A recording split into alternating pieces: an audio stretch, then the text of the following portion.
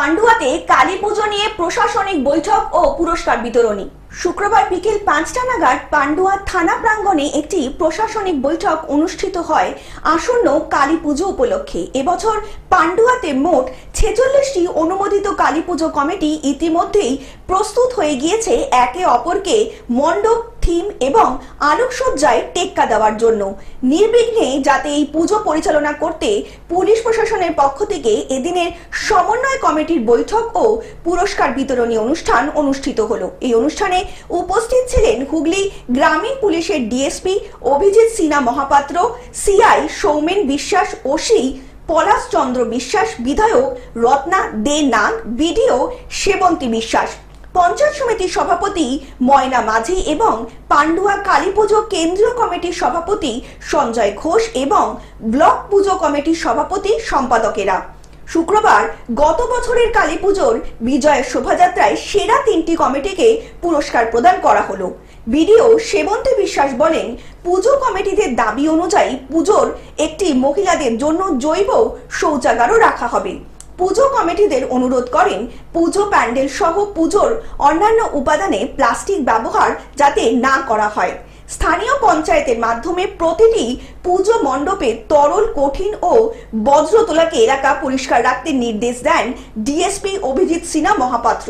তিনি আরো জানান, জোর করে রাস্তা আটকে চাঁদা তোলা যাবে না। পুজোর ৪ দিন পান্ডুয়া জিটি রোডের সন্ধ্যা থেকে বইচির, কোচমারি এবং খান্নানে নো এন্ট্রি থাকবে। অন্যদিকে পান্ডুয়া কালী পুজোয় কেন্দ্রীয় কমিটির সভাপতি সঞ্জয় ঘোষ জানান, পান্ডুয়ায় প্রবেশের 5টি পথে কিংবা কোনো রকম যানজট থাকবে না, যাতে মানুষ সহজেই প্রতিমা দর্শন করে বেরিয়ে আসতে পারেন। অন্যদিকে পুজো কমিটি ডিজে বা জোরে মাইক বাজালে পুলিশ প্রশাসনের তরফ থেকে আইনি ব্যবস্থা নেওয়া হবে বলে জানা গিয়েছে। প্রত্যেক বছর মতো এবছরের সমন্বয় কমিটির কালী পুজোর মিটিং হয়। সব পুজোই হয়, এবার কালী পুজো, ছট পুজোর মিটিং হয়েছে।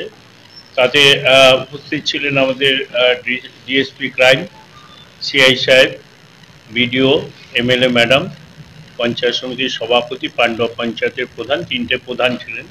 পান্ডুয়া পঞ্চায়েতের প্রধান, নিয়ালানামাতলাম কিরকুন্ডি প্রধান, সরাই চিহ্নে, এবং আরও ফায়ার ব্রিগেড আধিকারিক আছে, বিদ্যুৎ পর্ষদের 3 আধিকারিকরা ছিল, স্বাস্থ্য দপ্তর ছিল, পিএইচই ডিপার্টমেন্ট ছিল, সবই ছিল, এবং জিআরপি, আরপিএফ ছিল।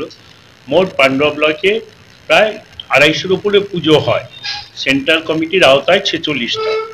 সেই আমাদের যেগুলো কথা হয়েছিল যে আমাদের গেটটা উঁচু হাইট করতে হবে, পানীয় জলের ব্যবস্থা করতে হবে, 3 মেন জায়গায় স্বাস্থ্য সেবা দেওয়ার জন্য স্টলের মতো করতে হবে, প্লাস হচ্ছে দমকল বিভাগের মেন জায়গা, এবং প্যান্ডেলে সিসি ক্যামেরা রাখতে হবে, এবং ফায়ারের ব্যবস্থা রাখতে হবে, গ্যাস সিলিন্ডার।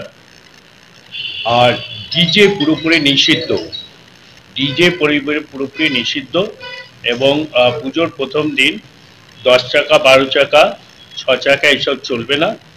দ্বিতীয় দিন থেকে তৃতীয় দিন 4টে থেকে আমরা নো এন্ট্রি করেছি। অটো, টোটো রাস্তা উঠবে না, 2 চাকা যানবাহন, বাইক চলবে না। সেই সব আমাদের সিদ্ধান্ত হয়েছে পাড়ার ভাষায়। বিশেষ করে আমরা বেশি জোর দিয়েছি ডিজেটা। ডিজে যেখানেই দেখবে প্রশাসন তার ব্যবস্থা নেবে, আমরাও কেন্দ্রীয় কমিটি একমত। হুগলি থেকে রাজকুমার প্রসাদের রিপোর্ট, গ্লোব নিউজ।